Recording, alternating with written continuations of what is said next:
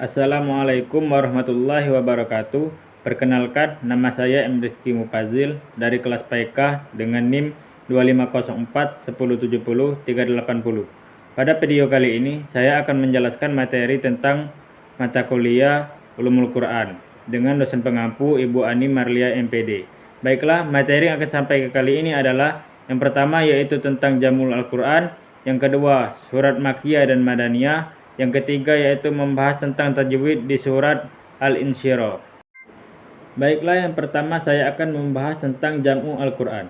Jam'u Al-Quran adalah proses pengumpulan, pemeliharaan, dan pembukuan ayat-ayat Al-Quran untuk menjaga keaslian wahyu Allah Subhanahu wa Ta'ala.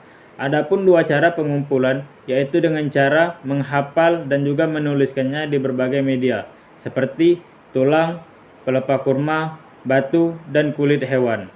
Jam'u pada masa Nabi Muhammad SAW, Al-Quran belum dibentuk dalam satu mushaf.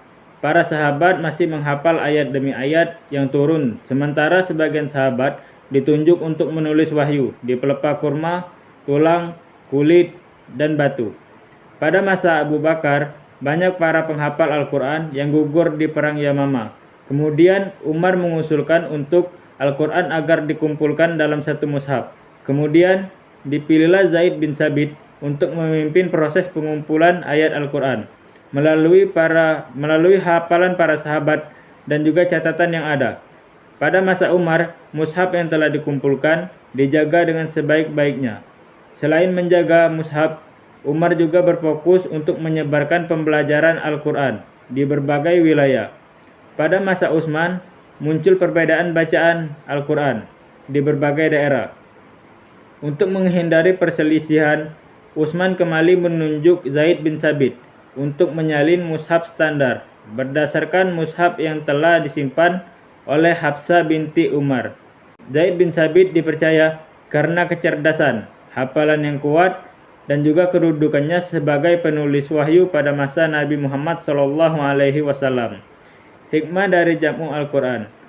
Yang pertama yaitu menjaga keaslian dan kemurnian Al-Quran.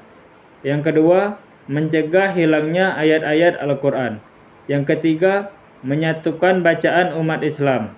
Yang keempat, memudahkan umat untuk membaca dan juga menghafal Al-Quran.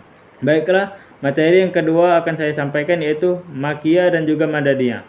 Makkiyah dan Madaniyah merupakan salah satu hal yang penting dalam ulumul Quran, yang dimana Makkiyah dan Madaniyah yaitu membahas tentang pengompokan surat ataupun ayat Al-Quran berdasarkan waktu, tempat, dan kondisi saat wahyu diturunkan.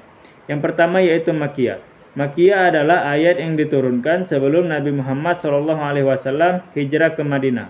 Sedangkan Madaniyah adalah ayat yang diturunkan kepada Nabi setelah Nabi hijrah. Adapun ciri surat Makkiyah ialah banyak membahas tentang keimanan, tauhid dan juga kiamat, surga dan neraka, kisah nabi terdahulu, serta menggunakan bahasa yang singkat dan tegas. Dan ciri surat Madaniyah adalah banyak membahas tentang hukum-hukum Islam seperti hukum waris, pidana, kemasyarakatan, kenegaraan, serta hubungan dan ahli kitab. Dan juga surat Madaniyah umumnya lebih panjang dan menggunakan penjelasan yang lebih rinci. Menurut Manna Al-Katan, terdapat 20 surat Madaniyah, 82 surat Makkiyah, dan 12 diantaranya surat yang diperselisihkan oleh para sahabat. Manfaat belajar Makkiyah dan Madaniyah adalah untuk mengenali proses turunnya Al-Quran, mengetahui sejarah perjalanan dakwah Islam, dan juga memperkuat keyakinan bahwa Al-Quran terjaga keasliannya tanpa perubahan dan juga pemalsuan. Baiklah, yang terakhir saya akan menjelaskan hukum tajwid di surat Al-Insyirah. Ayat pertama berbunyi, Alam nasroh laka sadrak. Hukum tajwidnya ada dua. Yang pertama yaitu Alam nasroh. Hukumnya alif lam qamariyah. Yang kedua laka sadrak. Hukumnya ro tafkim yang kemudian dibaca tebal, yang artinya bukankah kami telah melapangkan untukmu dadamu. Ayat kedua berbunyi, wa wada'na anka widrak. Hukum tajwidnya ada dua. Yang pertama yaitu wada'na, hukumnya mat tabi'i. Yang kedua yaitu anka, Hukumnya ikhfa hakiki dikarenakan nun sukun bertemu dengan huruf kaf, yang artinya dan kami telah menghilangkan darimu bebanmu. Ayat ketiga berbunyi alladzi anqadha dhahrak. Hukum tajwidnya ada dua. Yang pertama yaitu alladzi, hukumnya alif lam samsiah. Yang kedua yaitu anqadha, hukumnya ikhfa hakiki dikarenakan nun sukun bertemu dengan huruf qaf, yang artinya yang memberatkan punggungmu. Ayat keempat berbunyi wa rafa'na laka dzikrak. Hukum tajwidnya ada dua. Yang pertama yaitu wa rafa'na, hukumnya mad tabi'i. Yang kedua dzikrak, hukumnya ra tafkhim yang kemudian dibaca tebal, yang artinya dan kami tinggikan bagimu sebutan namamu. Yang ayat kelima berbunyi fa inna ma'al usri yusra. Hukum tajwidnya ada dua, ada tiga. Yang pertama yaitu fa inna, yaitu gunna musyadda dikarenakan nun bertasydid. Hukum tajwid yang kedua yaitu al usri, hukumnya alif lam qamariyah. Yang ketiga yaitu yusra, hukum tajwidnya tanwin fathah, yang artinya maka sesungguhnya bersama kesulitan ada pula kemudahan. Ayat ke-6 berbunyi inna ma'al usri yusra.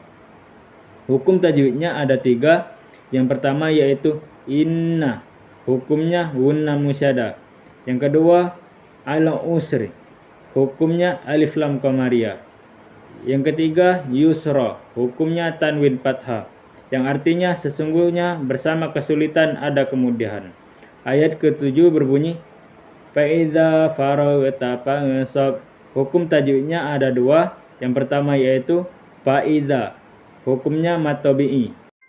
Hukum yang kedua yaitu fansab, hukumnya ikhfa hakiki dikarenakan nun sukun bertemu dengan huruf shad, yang artinya maka apabila engkau telah selesai dari suatu urusan, tetaplah bekerja keras untuk urusan yang lain. Ayat ke-8 berbunyi wa ila rabbika farghab. Hukum tajwidnya ada tiga. Yang pertama yaitu wa ila, hukumnya mad tabi'i. Yang kedua yaitu rabbika, hukumnya ra tafkhim yang kemudian dibaca tegal. Farghab, yang hukumnya ra tafkhim yang kemudian dibaca tebal, yang artinya dan hanya kepada Tuhanmu lah engkau berharap. Sekian presentasi video dari saya akhiri. Wassalamualaikum warahmatullahi wabarakatuh.